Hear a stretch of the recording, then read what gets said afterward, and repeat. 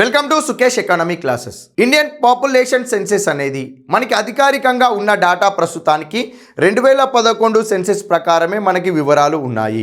మరి 2021లో మనకి new data రావాల్సి ఉండగా కోవిడ్ కారణంగా మనకి పాపులేషన్కి సంబంధించిన సెన్సెస్ని జనగణన నిర్వహించలేదు. మరి ఈ జనగణన నిర్వహించలేదు. 2026 వచ్చింది.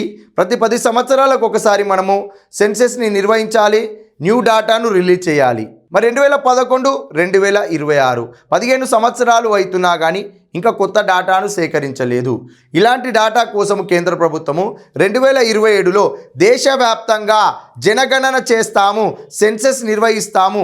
ఆ సెన్సెస్ కోసము 11,713 కోట్ల రూపాయలను కూడా కేటాయిస్తున్నామనే ఒక ప్రకటన కూడా చేశారు. దేశవ్యాప్తంగా జనగణన కోసము 30 లక్షల మంది ఎన్యూమరేటర్లను నియమిస్తున్నాము. ఈ ఎన్యూమరేటర్లు ప్రజల నుంచి డాటా సేకరించేటప్పుడు, జనగణన సేకరించేటప్పుడు వాళ్ళు డిజిటల్ ఆధారంగా ఒక మొబైల్ యాప్ ద్వారా ఎంతమంది ఉన్నారు అనేది డిజిటల్ రూపంలోనే ఎంటర్ చేయడం జరుగుతుంది.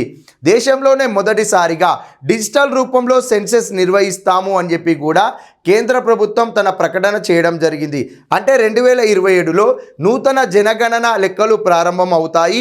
దానికి సంబంధించిన వివరాలు అనేది మనకి మళ్ళీ కేంద్ర ప్రభుత్వము ప్రెస్ మీట్ ద్వారా తెలియజేస్తామనే ప్రకటన కూడా తెలియజేశారు. Thank you.